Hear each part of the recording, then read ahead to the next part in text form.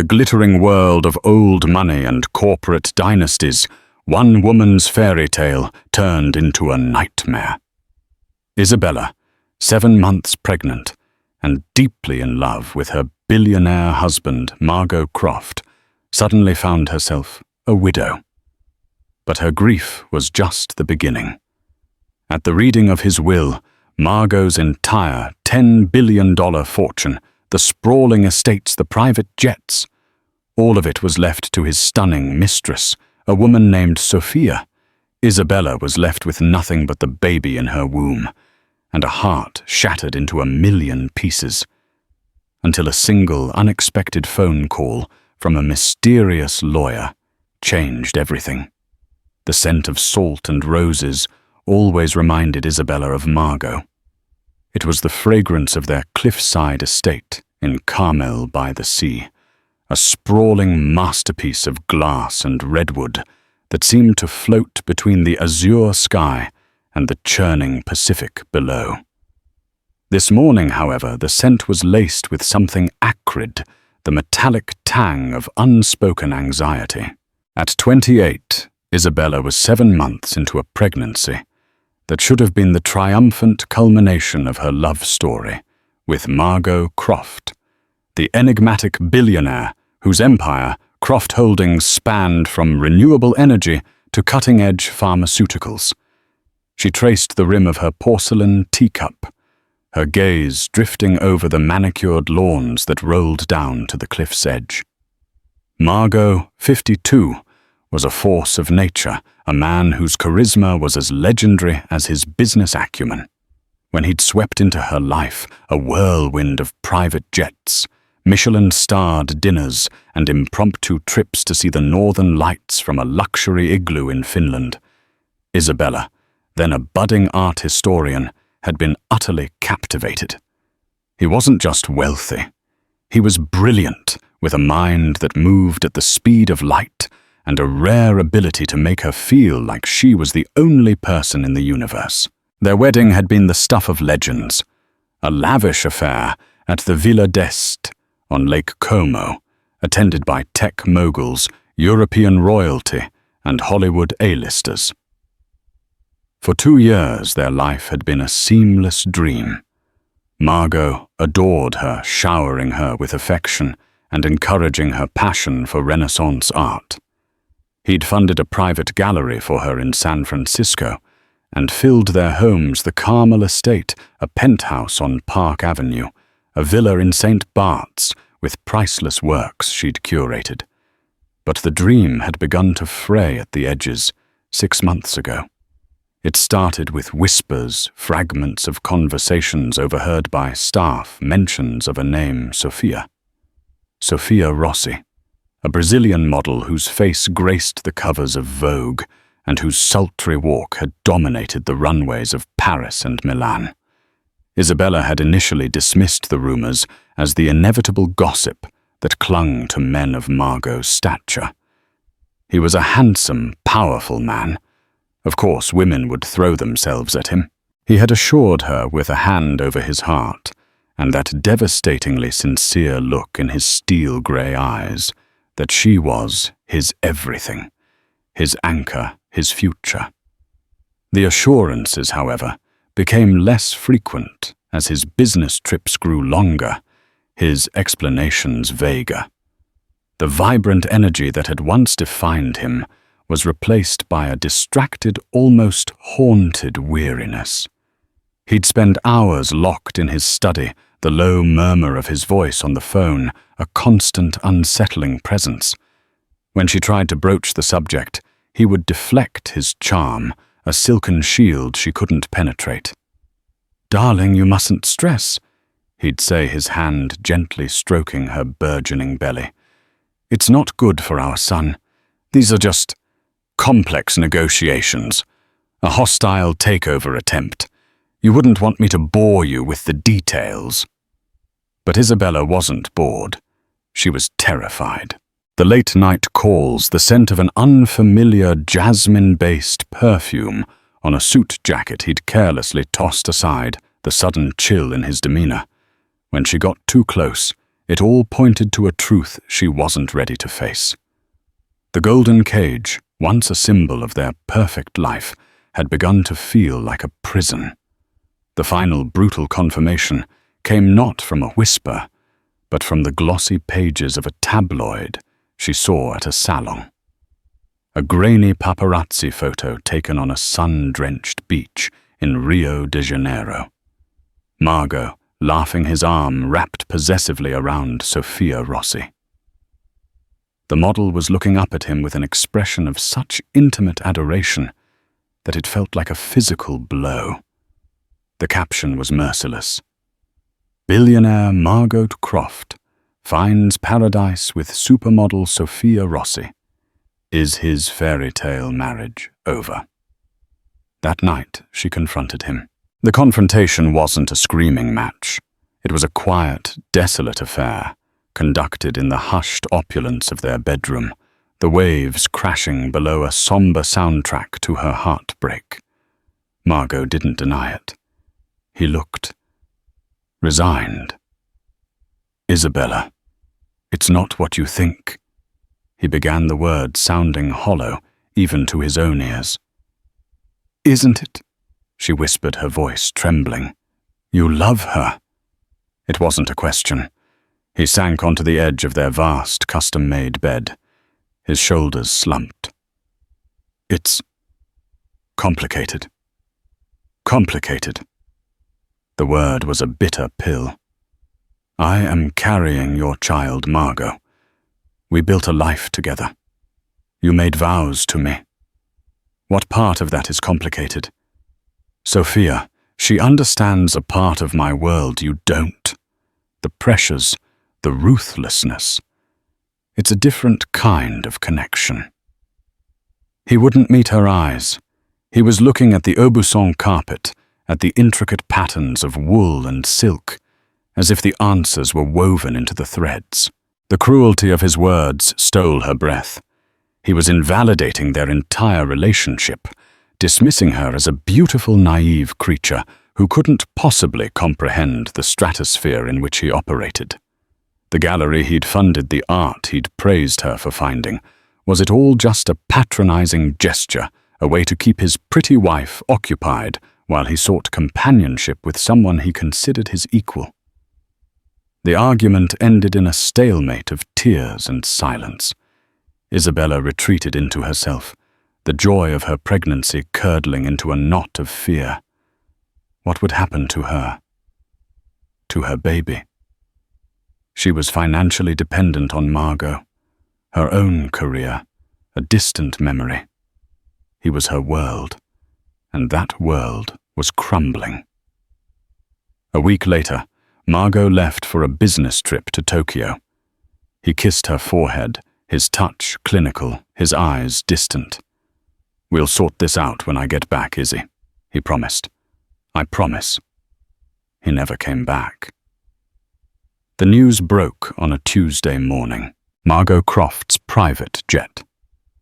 A state-of-the-art Gulfstream G650 had gone down in the Sea of Japan during a sudden violent storm.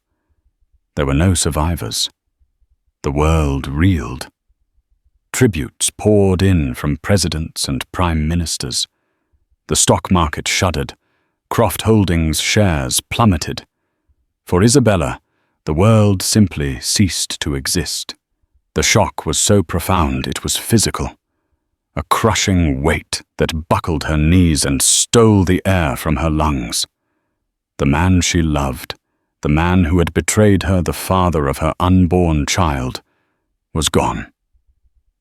The complex tangle of her emotions, love, rage, grief, terror, was a storm inside her, mirroring the one that had claimed his life. In the days that followed, she moved in a fog of sedatives and sorrow. Margot's formidable team of executives and lawyers descended upon the Carmel estate, their faces grim, their voices hushed. They spoke of business continuity, of market stabilization, of funeral arrangements. Isabella could barely process the words.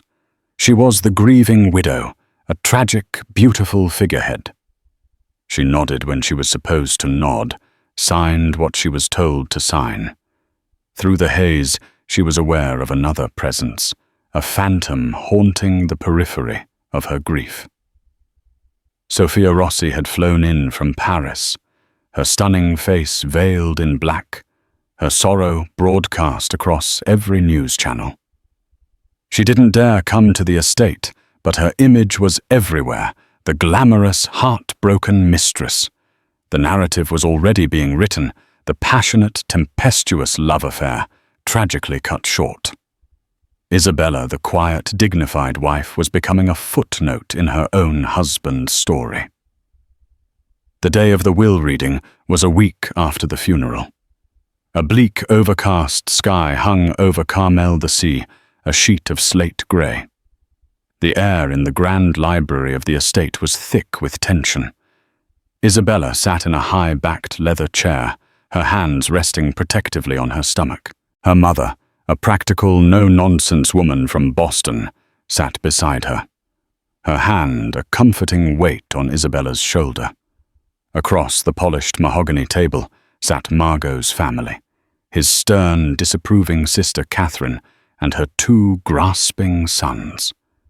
And at the head of the table, flanked by two lawyers, whose faces were masks of professional neutrality, was Margot's longtime attorney and confidant, Marcus Thorne. Thorne was a relic from a bygone era, with a mane of silver hair, a bespoke suit, and an air of unshakable authority. But as Marcus cleared his throat, another figure slipped into the room, silent as a shadow. Sofia Rossi. She was breathtaking even in her grief. A simple, exquisitely cut black dress, a single strand of pearls, a gift from Margot, no doubt, and eyes that even when red-rimmed held a defiant fire. She took a seat at the far end of the table, her posture radiating a confidence that bordered on arrogance. Catherine shot her a look of pure venom. Isabella just felt a profound, soul-crushing weariness. Marcus Thorne looked up, his gaze sweeping over the room, before landing with a flicker of what looked like pity on Isabella. "We are gathered here today to execute the last will and testament of Margot Alexander Croft." He began, his voice a low, resonant baritone. "This will was signed and notarized 3 months ago, superseding all previous versions." 3 months ago. The words hit Isabella with the force of a physical blow. That was right after the tabloid photo, right after their devastating confrontation. This was a will written in the heat of their conflict, in the thrall of his affair. A cold dread seeped into her bones.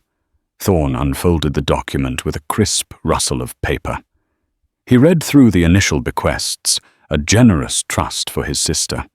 Smaller yet substantial sums for his nephews, donations to his preferred charities, the boilerplate of a billionaire's philanthropy. Then he paused, took a sip of water, and looked directly at Isabella. "To my wife, Isabella Maria Croft." He read, his voice devoid of emotion. "I leave my sincerest apologies for my failings as a husband.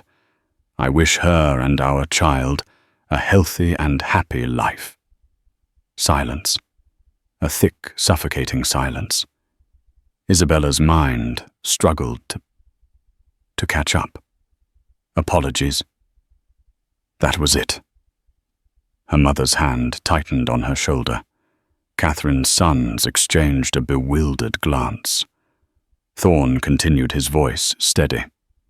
"The remainder of my estate, including all shares in Croft Holdings, all real estate properties, both domestic and international, all art collections, vehicles, and all liquid assets I bequeath to Ms. Sofia Elena Rossi."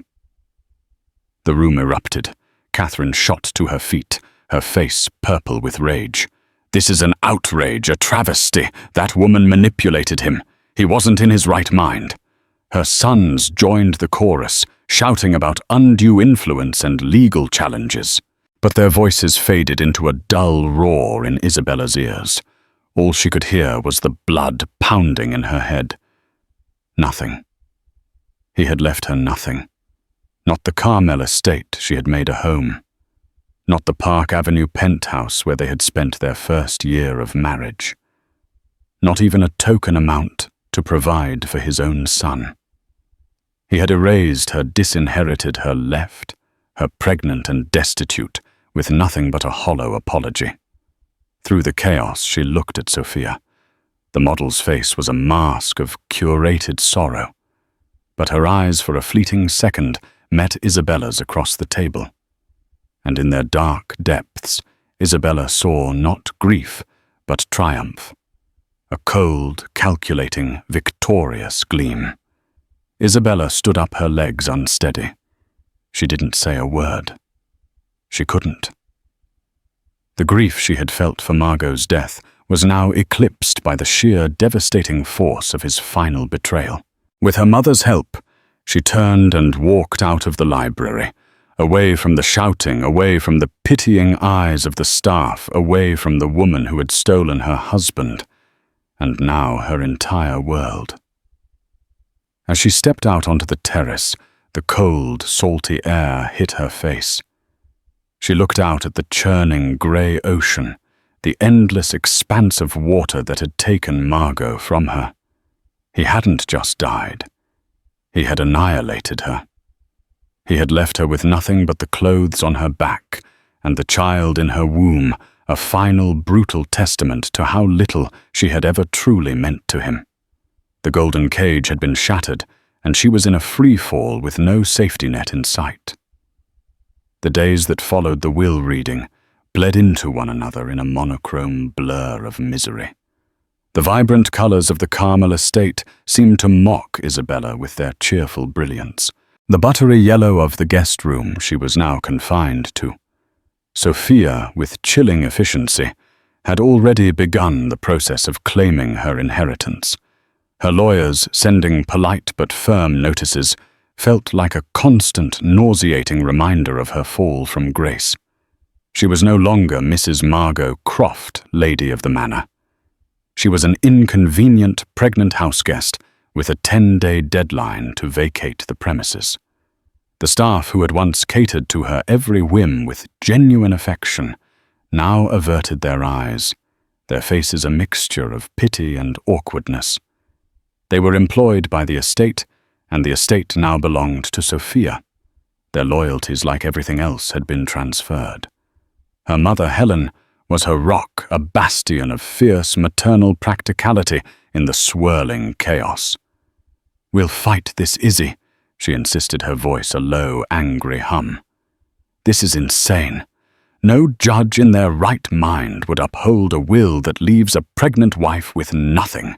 We'll get the best lawyers in California. We'll prove he was coerced." But Isabella had no fight left in her. The betrayal had hollowed her out, leaving an abyss where her love and trust had once been. It wasn't just about the money. It was the public humiliation, the deliberate, cruel erasure of her existence from Margot's life. He had wanted the world to know that Sofia was his chosen one, his true partner, and Isabella was nothing more than a footnote, a mistake he was apologizing for. Her nights were sleepless, filled with the ghosts of her marriage. Every corner of the house held a memory Margot. Teaching her to dance in the grand ballroom, their laughter echoing off the vaulted ceilings. The two of them curled up by the massive stone fireplace in the library, reading to each other on rainy afternoons. The tender way he had touched her stomach, the first time he felt their baby kick. Had it all been a lie? A performance by a master manipulator? She'd spend hours staring at her reflection at the swell of her belly, and a chilling thought would take root. Was this baby the only reason he'd even stayed with her as long as he had? Was she just an incubator for the Croft heir? A vessel he'd intended to discard once his legacy was secure? The thought made her physically ill. The media frenzy was relentless. "The billionaire's bombshell will," screamed the headlines. "Jilted wife left penniless." Paparazzi camped outside the gates of the estate, their long-lensed cameras like vultures waiting for a carcass. Isabella became a prisoner in her own home, afraid to even step out onto the terrace for a breath of fresh air. They printed old photos of her and Margot, juxtaposed with recent glamorous shots of Sofia now being hailed as the Cinderella heiress. Sofia, for her part, played the role of the grieving, reluctant beneficiary to perfection. She gave a single tearful interview to a fawning journalist from Vanity Fair. "This isn't about the money," she'd said, her voice husky with emotion, a single perfect tear tracing a path down her flawless cheek. "This is about honoring Margot's final wishes. He was a complex man, a tortured genius. He felt misunderstood. I was the only one who truly saw him. The inheritance is a burden, but it's one I will carry to protect his legacy." "Protect his legacy," Helen had spat, throwing the magazine across the room. "That lying, gold-digging viper is his legacy." Isabella's own resources were terrifyingly slim. She had a personal bank account, but the balance was meager. Margot had always insisted on handling everything. All their assets were in his name, tied up in complex trusts and holding companies. The beautiful clothes, the jewelry, the art in her San Francisco gallery. She soon learned via a coldly formal letter from Sofia's legal team that these were all considered assets of the estate. She was entitled to her personal effects, but anything of significant value was now the property of Sofia Rossi.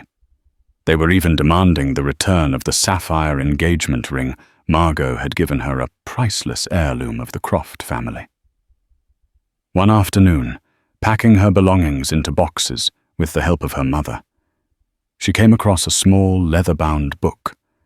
It was a first edition of the Sonnets of Pablo Neruda, a gift from Margot on their first anniversary.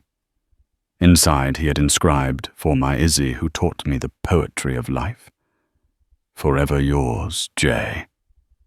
The sight of his familiar bold handwriting sent a fresh wave of grief and rage through her.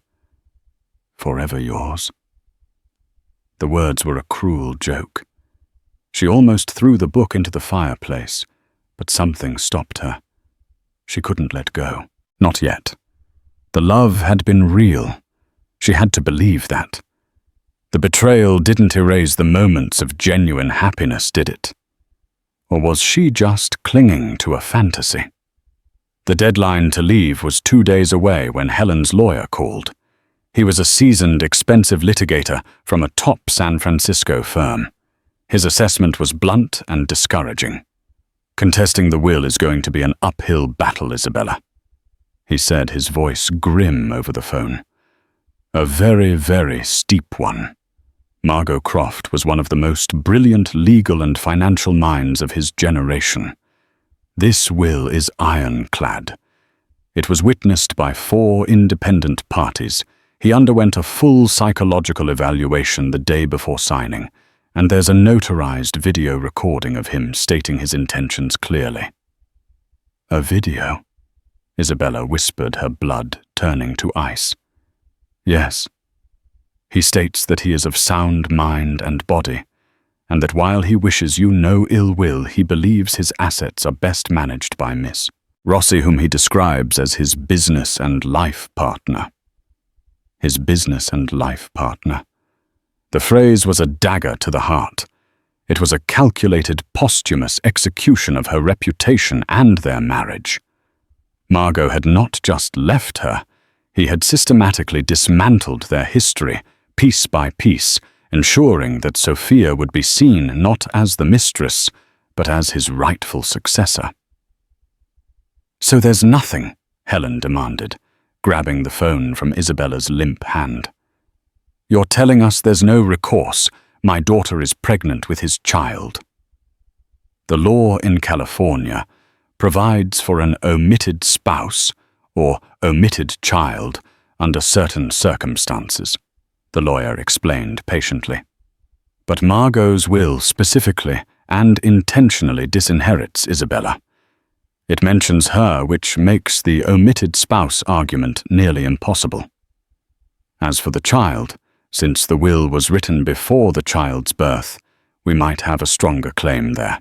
The court will almost certainly grant some provision for child support from the estate. But it will be a fight. Sofia Rossi's lawyers will argue that Margot's apology and best wishes were all he intended. They'll drag it out for years. It will be expensive, public, and incredibly painful for your daughter. Years. A long, drawn-out battle against a woman with limitless resources, all while trying to raise a newborn baby on her own. The prospect was exhausting, impossible. After the call, Isabella walked out to the cliffs, pulling her cashmere shawl tightly around her.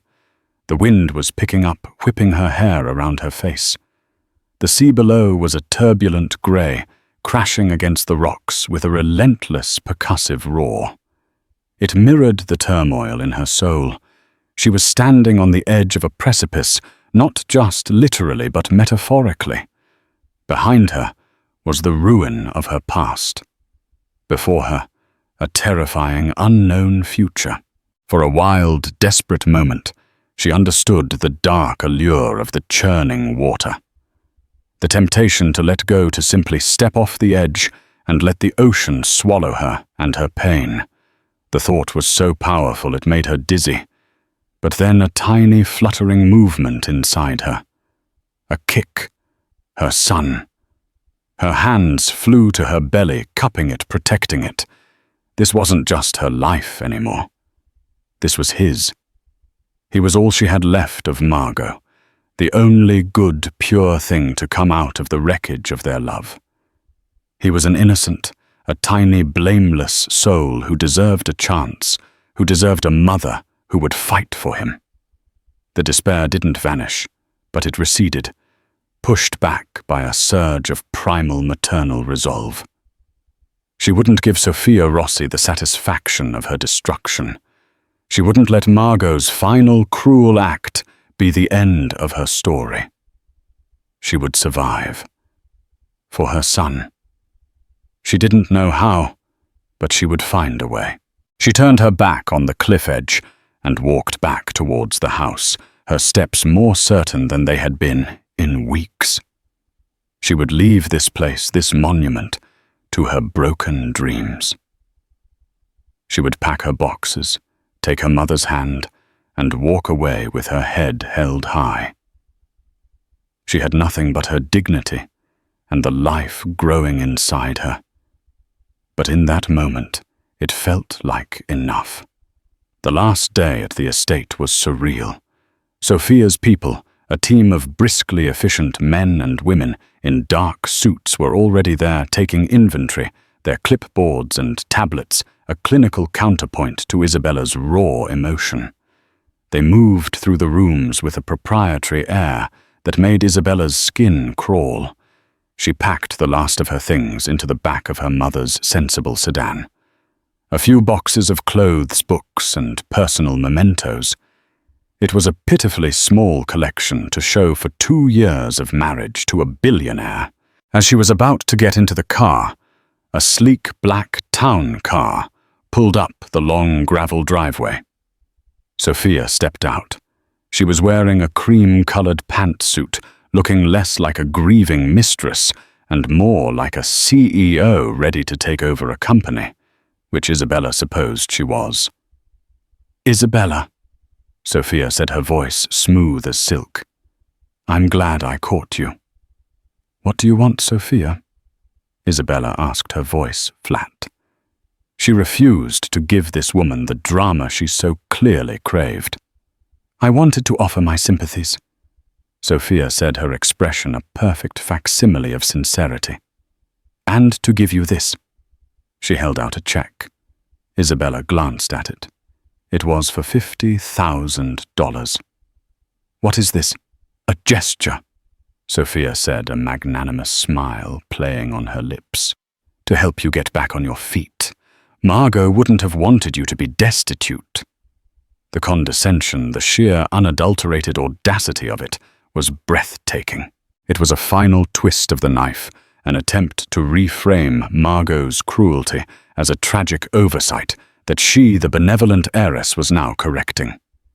Isabella felt a surge of white-hot fury, a strength she didn't know she possessed. She looked from the check to Sofia's perfectly made-up face. And then she did something she never thought she would do. She laughed. It wasn't a happy sound. It was a raw, bitter, defiant laugh that echoed in the quiet, foggy air. "A gesture," she said, her voice dripping with scorn. "You steal my husband, you steal my home, you steal my entire life, and you offer me crumbs from the table you've usurped. You can keep your gesture." She turned her back on the stunned model, got into the car, and didn't look back as her mother drove down the long driveway, away from the cliffside palace and the life she had lost. As they passed through the imposing iron gates for the last time, her phone buzzed. It was a number she didn't recognize with a New York area code. Annoyed, thinking it was another reporter who'd somehow gotten her number, she almost ignored it. But on a whim, she answered, her voice sharp. "Hello." "Is this Mrs. Isabella Croft?" a man's voice asked. It was a calm, steady voice with an undercurrent of authority. "Who is this?" "My name is Benjamin Carter," the man said. "I am an attorney. I was Margot Croft's personal lawyer." Isabella frowned. "I've never heard of you." Margot's lawyer was Marcus Thorne. Thorne was his corporate counsel, the voice clarified. He handled the business of Croft Holdings. I handled Mr. Croft's private affairs. He instructed me to contact you at this specific date and time. I have something for you, something he wanted you to have. I believe it would be in your best interest if we could meet, as soon as possible. A new feeling, one she hadn't felt in a long time, flickered in the abyss of her despair. It wasn't hope, not yet. But it was a spark, a tiny, fragile spark of curiosity. A personal lawyer she'd never heard of. Instructions to call her at this exact moment. What private affairs could Margot have had that Marcus Thorne, his confidant of 30 years, wasn't aware of? "Where ma?" she asked, her heart beginning to beat just a little bit faster. "I'm in San Francisco," Benjamin Carter replied. "I have an office on Montgomery Street. Can you be here tomorrow morning at 10? Isabella looked at her mother, who was watching her with a bewildered expression. She looked at the road ahead, leaving the fog of Carmel behind for the sunnier skies of the Bay Area. She had no idea what this was, or what it meant. It could be another dead end, another cruel twist in this nightmare. But it was also the first thing that wasn't about loss, about what had been taken from her.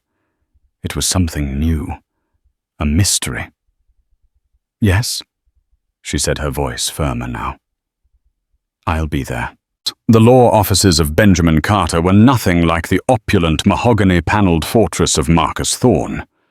They occupied a modest suite on the 24th floor of a sleek, modern skyscraper in the heart of San Francisco's financial district. The reception area was minimalist and discreet, with grey flannel walls, abstract art, and a single orchid on a glass table. It spoke not of old money power, but of quiet, contemporary efficiency. Isabella, feeling conspicuous in her simple maternity dress, gave her name to the receptionist. She hadn't slept, her mind racing with 1,000 possibilities, each more unlikely than the last. Was this a trap? Some new legal maneuver by Sofia, or was it what it claimed to be a final message from her husband, delivered from beyond the grave? A moment later, a man emerged from an inner office. He was younger than she expected, perhaps in his late 30s, with sharp, intelligent eyes, a neatly trimmed beard, and an air of calm competence. He wore a well-tailored but unassuming suit. This was Benjamin Carter. "Mrs. Croft," he said, extending a hand. His handshake was firm and reassuring. "Thank you for coming on such short notice. Please come in." He led her into a corner office with a panoramic view of the San Francisco Bay. Unlike the room, the view was breathtaking. He gestured for her to take a seat in one of the comfortable leather chairs opposite his desk. "Can I get you some water, T?" he asked. "Water would be lovely, thank you," she said, her voice barely a whisper. He poured her a glass from a pitcher on his credenza and sat down, folding his hands on the polished surface of his desk. He didn't begin with legal jargon or platitudes. He simply looked at her with an expression of deep, unfeigned sympathy. "First," he said, his voice gentle, "let me say that I am truly sorry for your loss and for the ordeal you have been put through. I can only imagine how difficult these past weeks have been." The genuine compassion in his voice, so different from the pity or condescension she had grown used to, almost broke her. She simply nodded, trusting that if she tried to speak, she would start crying. "I will be as direct as possible," he continued, "as I know your time is precious. As I mentioned, I was Margot's private attorney. I handled matters that he wished to keep separate from his corporate identity, and I must add separate from the influence of Marcus Thorne and his firm." "Why?" Isabella asked, finding her voice. "I thought Marcus was his most trusted advisor." Carter leaned forward slightly. "Marcus Thorne is a brilliant corporate lawyer. His loyalty first and foremost is to the stability and profitability of Croft Holdings. That loyalty at times did not perfectly align with Margot's personal wishes or what he considered to be his moral obligations. Margot was a very complex man, Mrs. Croft. He was playing a very long, very dangerous game." The phrase "dangerous game" sent a chill down her spine. "What game? Before I can explain, I need to have you sign a non-disclosure agreement," Carter said, sliding a document across the desk. "What I am about to tell you is of the utmost sensitivity. It involves criminal activity at the highest levels of the financial world, and if this information were to become public prematurely, it could not only derail everything Margot put in place, but it could also put you and your child in very real danger." Danger. Her heart hammered against her ribs. This was spiraling into something far beyond a simple inheritance dispute. Her hand trembled as she took the pen and signed the document. Carter took the NDA, placed it in a folder, and then looked at her, his expression serious. For the past 18 months, Margot was aware of a massive fraud being perpetrated from within his own company, a sophisticated scheme of money laundering, insider trading, and embezzlement. It was being run by a small, tight-knit cabal of his most senior executives, and at the center of it, he paused, letting the weight of his next words sink in, were his sister Catherine and his corporate counsel, Marcus Thorne. Isabella stared at him, dumbfounded. Catherine. She had always been cold and greedy, but a criminal mastermind. And Marcus Thorne, the loyal old-world attorney who had been like a second father to Margot. It seemed impossible.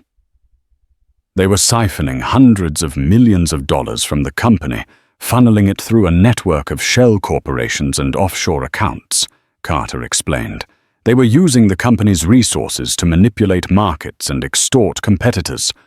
They were untouchable, protected by layers of legal and financial firewalls. Margot found out by accident through a data anomaly his personal security team flagged. When he started digging, he realized the rot went to the very core of his organization. But why didn't he just go to the authorities, fire them? Isabella asked, her mind struggling to process the information. Because it wasn't that simple, Carter said. Thorne had entangled the company's legitimate operations with the fraudulent ones so masterfully that exposing them without destroying Croft Holdings entirely was nearly impossible. The company's stock would collapse, tens of thousands of employees would lose their jobs, and the entire edifice Margot had spent his life building would crumble into dust. Furthermore, they had leverage over him.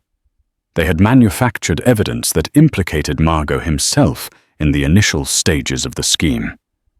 If he went to the SEC or the FBI, they would take him down with them. Isabella felt a wave of nausea. She remembered the change in Margot, the haunted, weary look in his eyes. It wasn't just the affair. He had been carrying this monumental burden, fighting a war in secret. "So what did he do?" she whispered. "He decided to fight them on his own terms. He hired me and a small elite team of forensic accountants and cybersecurity experts completely off the books. For the last year and a half, we have been working in the shadows, gathering the evidence needed to surgically remove this cancer without killing the patient. It was a painstaking, incredibly dangerous process. We were essentially building a secret parallel company infrastructure to untangle the legitimate from the criminal." He paused, his eyes locking onto hers. "And that Mrs. Croft is where Sofia Rossi comes in." The name landed like a stone in the quiet room. Sofia. Sofia Rossi was not Margot's mistress. Carter said the words clear and deliberate.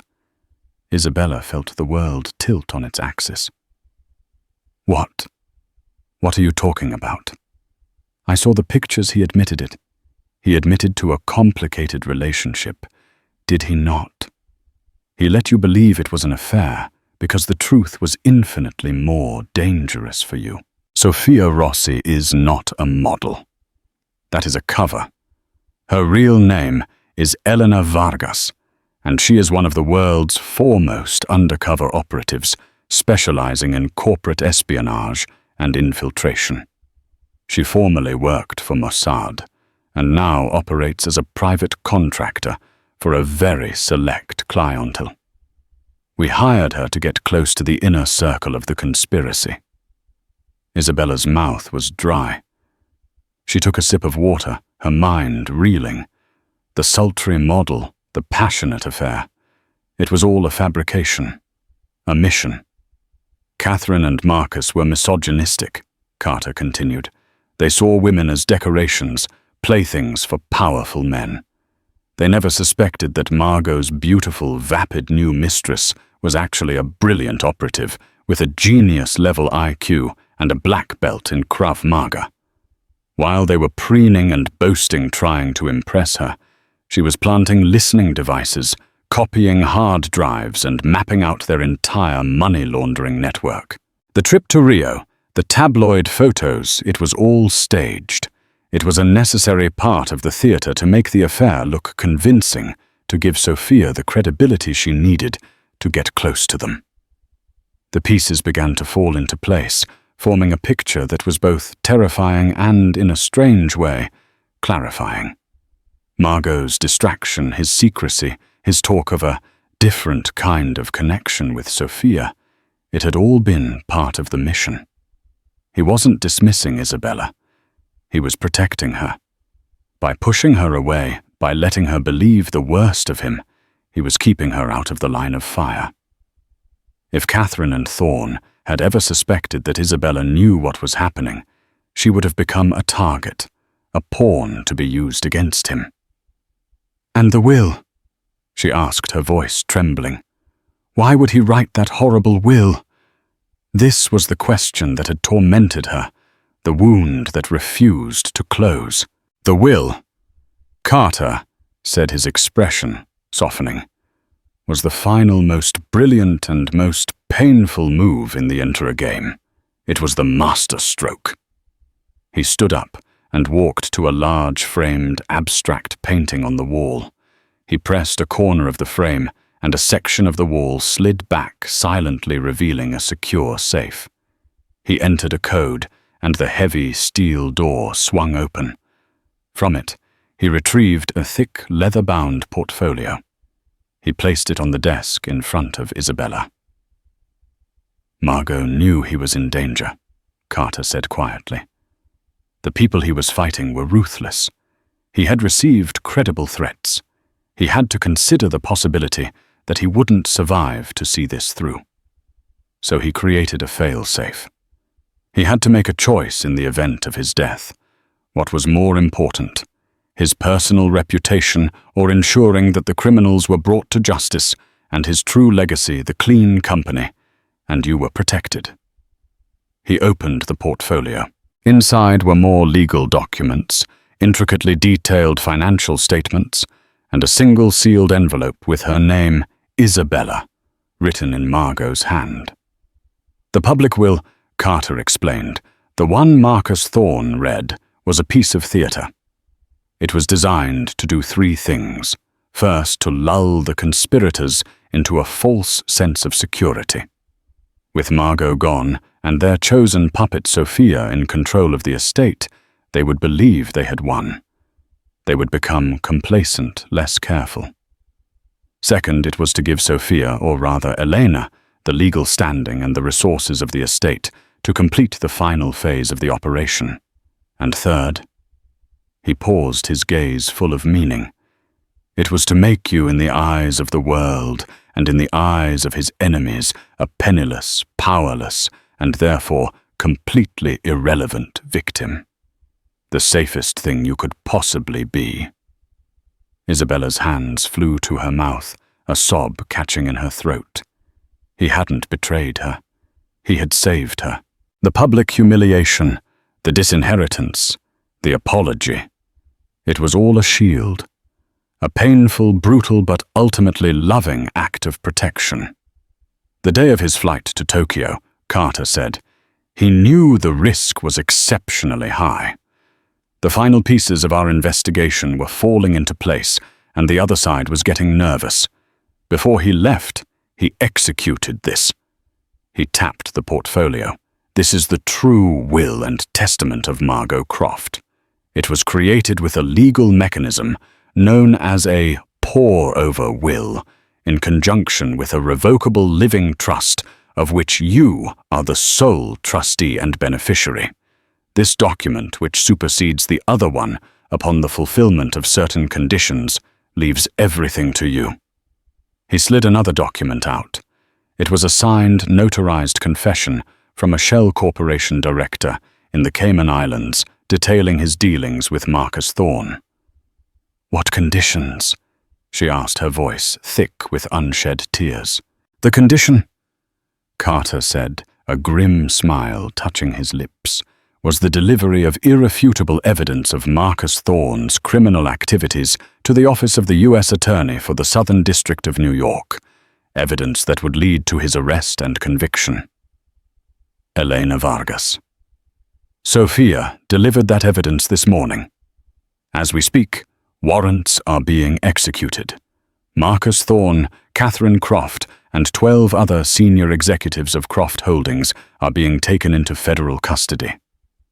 The room was silent for a long moment, save for the distant hum of the city. It was over. The game Margot had been playing was won. Tears were now streaming freely down Isabella's face. Tears of grief for the husband she had misunderstood. Tears of relief from a burden she hadn't even known she was carrying. And tears of profound, heart-wrenching love for the man who had orchestrated this entire, elaborate, painful symphony to protect her and their child. "He wanted you to have this," Carter said, softly, pushing the sealed envelope towards her. With trembling hands, Isabella broke the seal.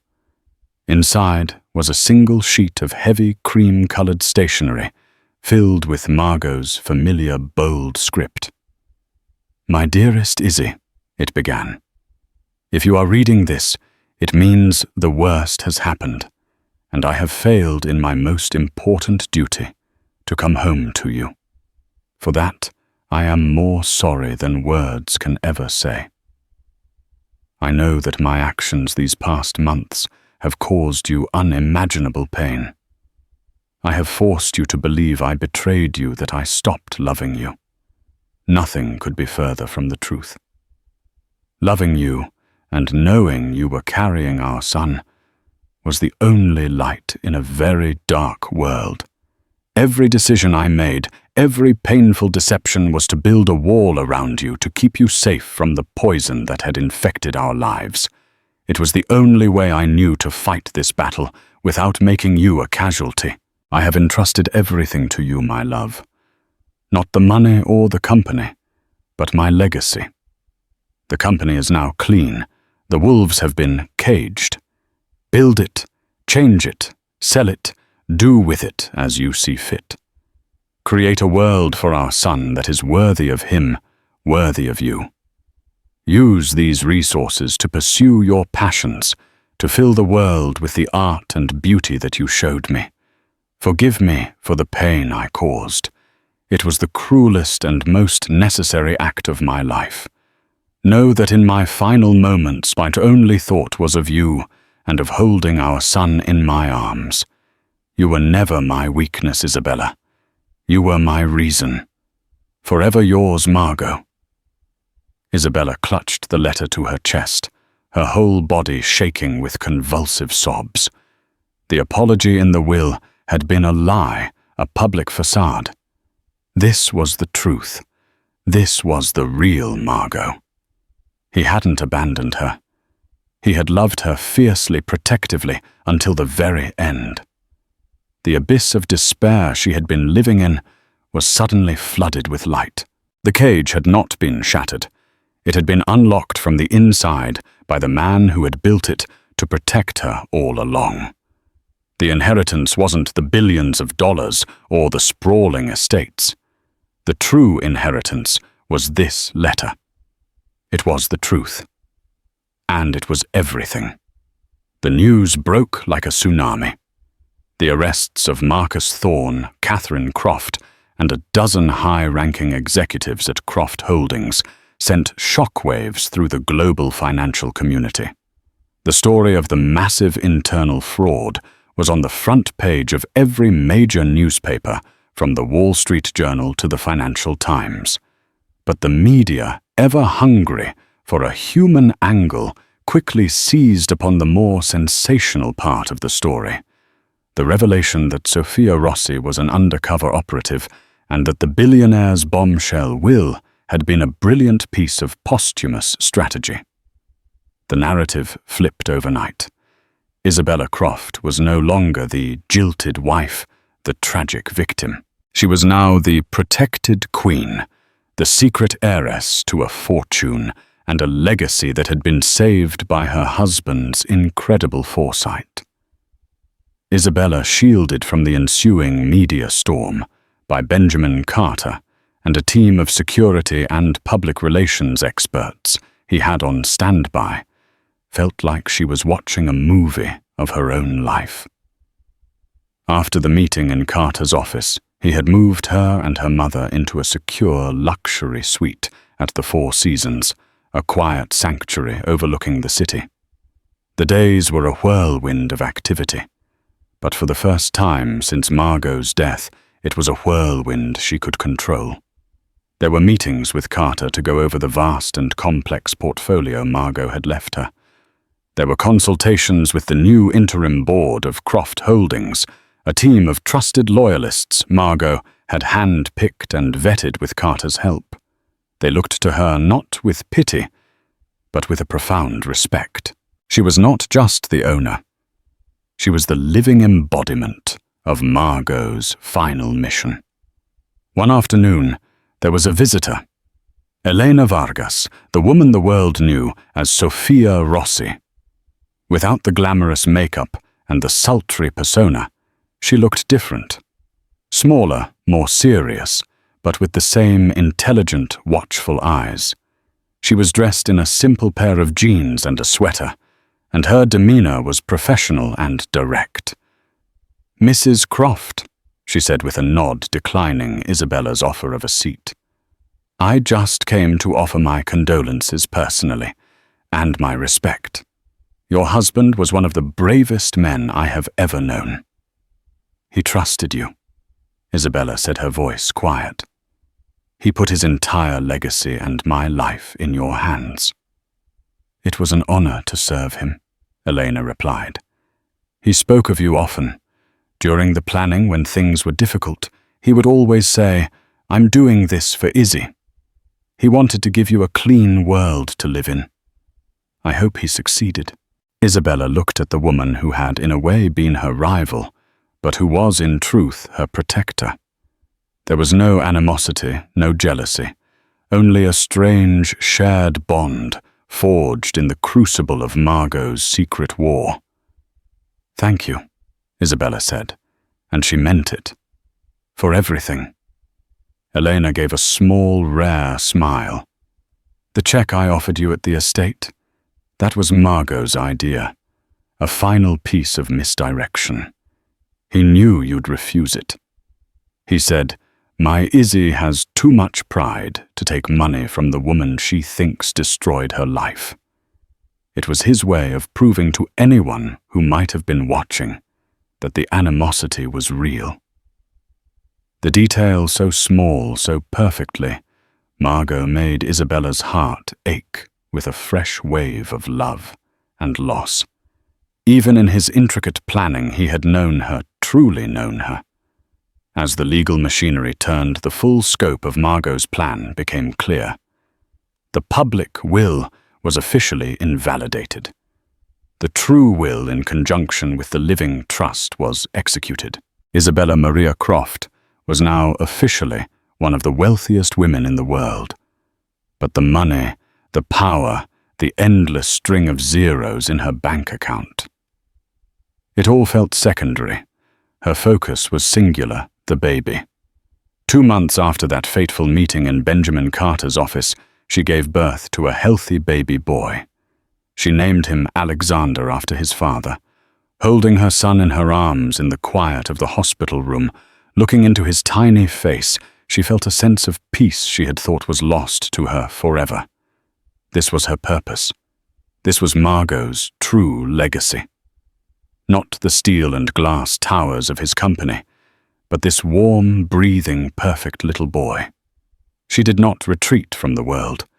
Instead, guided by Margot's letter, she stepped into her new role with a quiet grace and a steely determination that surprised everyone. She did not take the CEO position at Croft Holdings herself, but instead appointed a brilliant, innovative leader, recommended by Carter, a woman who shared Margot's vision for sustainable energy and ethical business practices.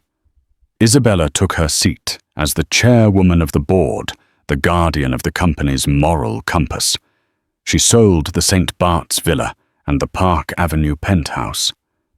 They held too many ghosts, but she kept the Carmel estate. She returned not as a prisoner in a golden cage, but as its rightful mistress. She walked the halls no longer haunted by memories of betrayal, but filled with a deeper understanding of the sacrifices that had been made within those walls. She stood on the cliff's edge, holding her son, and looked out at the ocean, no longer seeing it as a symbol of loss, but as a vast expanse of possibility. She poured millions into the Isabella Croft Foundation for the arts, turning her small San Francisco gallery into a major institution that provided grants and platforms for emerging underrepresented artists. She funded educational programs and built shelters for women and children, fleeing abusive situations, turning her pain into a source of strength and support for others. She found Margot's book of Neruda sonnets and placed it on the bedside table in her room. "Forever yours." The words no longer mocked her. They were a promise that had been kept in the most unexpected and extraordinary way. Her life was not a fairy tale. It was a complex tapestry woven with threads of love, grief, betrayal, and redemption. There were days when the sorrow of Margot's absence was a physical ache. But she was not alone.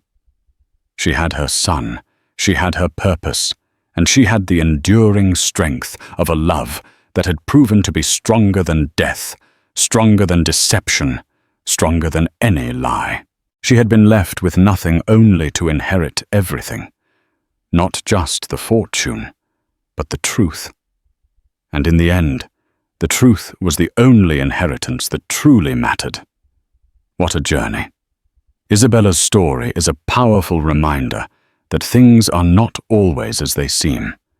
It's a story about the hidden battles people fight, the incredible lengths we go to for the ones we love, and the enduring power of truth in a world full of deception.